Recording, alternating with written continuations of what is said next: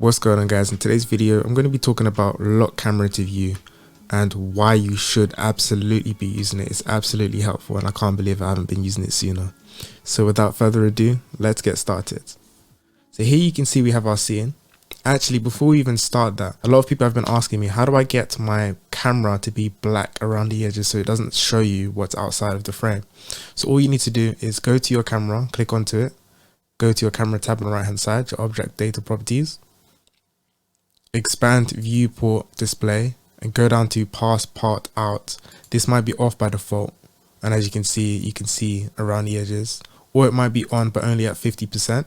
So what I done is I made it all the way to 1. Once you put it all the way to 1, you can see it gets rid of the background completely.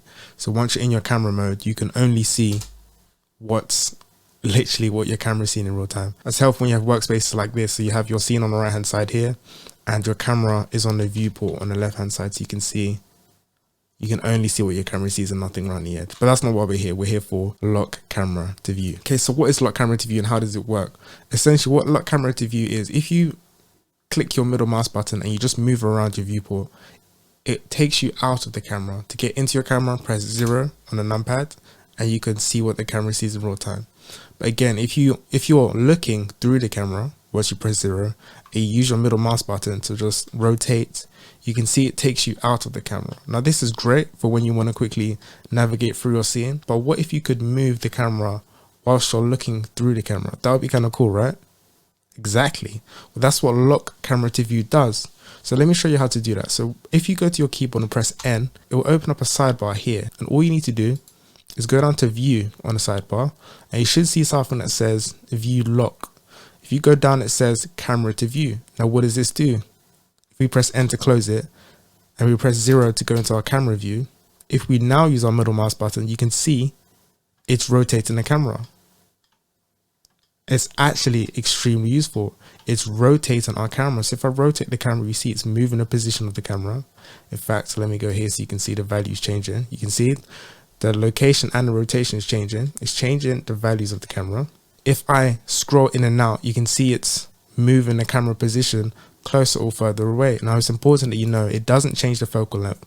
My focal length is still the same at 35mm, but it's literally moving the location of the camera. So you can control the rotation and the location of the camera. Now this doesn't just work within, for example, this view here. It could actually work in rendered view. So if I press Z on the keyboard and swipe up to rendered view, or I can press rendered view up here. Let me just get rid of my transforms by pressing this and this. Now I'm still lock camera to view. If I rotate it, you can see I'm rotating the camera. I've put a cube here in the background so you can see it changes perspective. And just like that, you're locking the camera to view. Now this is super important and absolutely super helpful, because this has very many use cases, one being the one I just showed you. Now you can actually assign a shortcut to this. So if you press N again and open up our view, once it says lock camera to view, if you right click, you can assign a shortcut. I've already assigned a shortcut. My shortcut is Shift and Q, and that's because it's so close to the keyboard. So if I press Shift and Q again, it gets rid of the lock to view. So I press 0 to enable my camera and press Shift Q again, you can see it's locked the camera to view. So I can very quickly, no matter the scene, if I want to move the camera around, Shift Q, bang. If I want to get out of that, Shift Q again, you can see I can move back to my viewport. I can change things around. I can move this forward and back if I wanted to, etc. By the way, if you want to create a scene like this, I have a link in the description to a course where I go over how to create stylized character like this. But I'm going to show you the second reason why this is very important and a very useful tool. So if we look on the left hand side here, we can see, imagine this to be some sort of product, whether it's a suite, a phone, you name it. But watch the camera movement, the left hand side, just watch here, watch the camera movement. Can you see that? That looks really cool, right? It's kind of like the robotic arms that they use within TV and film.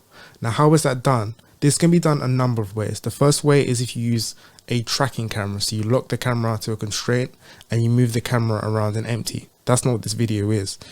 What we're going to be used to do it is a lock camera to view. That's right, we can use the lock camera to view to do this effect, and I'm going to show you how. So what I'm going to do is I'm going to create a new scene. just going to extend this up a little bit. Okay, so essentially how I done this effect is if you click onto your camera and then you press this, the auto keying on the timeline, this essentially creates keyframes automatically if you move anything within your scene, right? So you press the space bar and say, for example, I move this down and move it up. You see down here, it's created keyframes automatically. So if the timeline comes back, you can see it's moving, right? Can you see where I'm going with this? So what we're going to be doing is we're not going to be moving the object. We're going to be moving the camera. So what we need to do is lock camera to view. Again, I've set up a shortcut for Shift Q. So if I press Shift Q, you can see I've locked the camera to view. If you haven't set up a shortcut, it's absolutely fine. Just press N on the keyboard to get your sidebar. Go down to view, go down to lock camera to view, and bang, you've just enabled it. Then press N to get rid of the sidebar. If your Blender doesn't look like this, go down to my startup file, link in the description, and you can get your scene to look like this. Okay, so once you've done that and you've locked your camera to view, click onto your camera, make sure auto keying is enabled, go down to 0, and then press the space bar. And then what we're going to do is we're going to move the camera every couple of seconds. So we're going to move it up, we're going to move it to the left, and we're going to move it down. And just like that, you can see when it comes back, we've got this effect, which is kind of cool.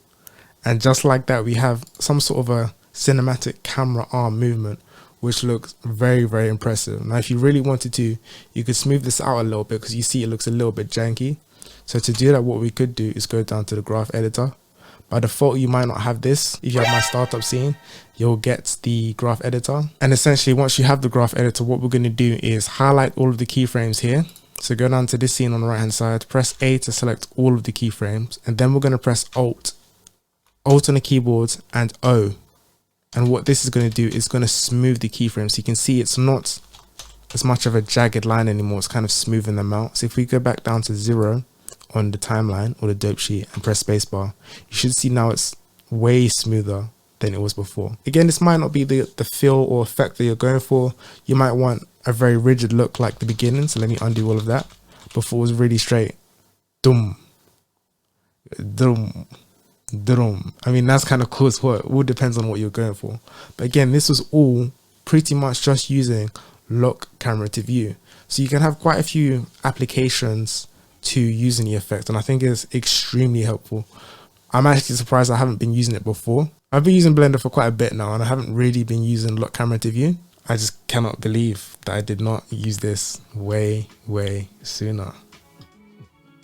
But yeah guys, that's literally the basics of lock camera to view. If you found this video useful in any way, shape or form, don't subscribe. Just leave me a comment down below. Let me know it was useful. If you want to see more tutorials like this, then also let me know in the comments below. Anyway guys, thank you very much for your time, and I will see you on the next tutorial. Peace.